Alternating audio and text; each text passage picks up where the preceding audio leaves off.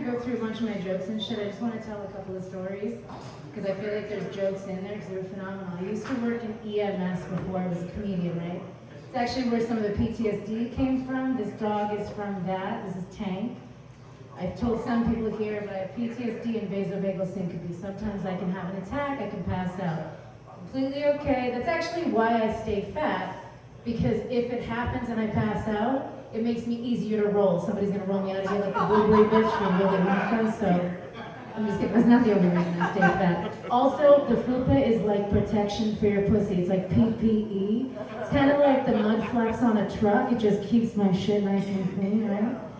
And it's not the only reason I'm fat. Also, the fupa is a good way to catch men.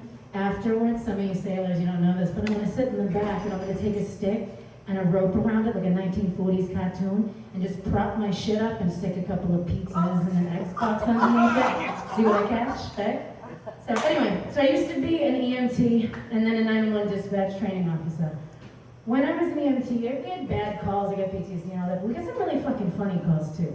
And I'm gonna tell you about one call I did as an EMT and one call I took as a dispatcher. The call I took as an EMT, so this was in Middleborough, and that's as much as I can tell you. It's a regular frequent flyer, somebody that calls all the fucking time. Sometimes it's because the remote fell next to the bed and she can't reach it. Sometimes it's because she's lonely. Sometimes she just wanted to go to the hospital to get meds, whatever.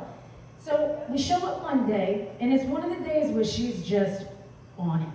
She's fucking just feisty. So I'm like, all right, let's get you down to the ambulance, right? Now normally we have to pick the stretcher up, take her down. Refuses. It's like, I'm fine, I'm gonna walk down. So we have to get a signature, we do that, okay. She walks right down to the fucking bus, she gets in the back of the ambulance, she sits down. Immediately loses consciousness. But it's the most aggressive loss of consciousness I've ever seen. She's sitting there like this, just...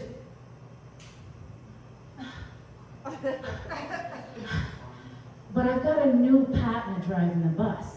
So he's already on the fucking ambulance, on with the Rhode Island hospital, like, patient loss of consciousness, we're bringing her in. I'm like, she's not unconscious. She's unconscious. I'm like, well, let's just check that theory. So I sternal rub. I don't know if you've ever had that done to you. It doesn't feel good. You take your knuckles, you rub really hard. If your buddy passes out before you at a party, give it a try. It's fun. So immediately she starts screaming, and she's like, why would you do that? I'm like, well, dead people don't usually file a complaint, so I thought it'd be okay. She was fine. I turn to tell my partner that she's fucking faking it, and I hear her rustling. This woman has lifted her fucking fupa, like the front of a fucking Volkswagen, and she pulled a fully wrapped 6-inch Subway sub from that shit. And before I could even do anything, she starts scarfing it down like a fucking grandma.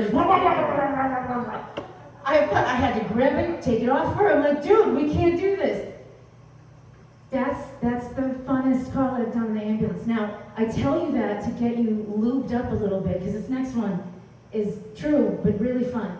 This happened in Braintree, I tell you that, so that when you tell this story to people, if you know someone from the area, watch their face, see if their eye twitches. I'm hoping someday this kid that the story's about hears this story.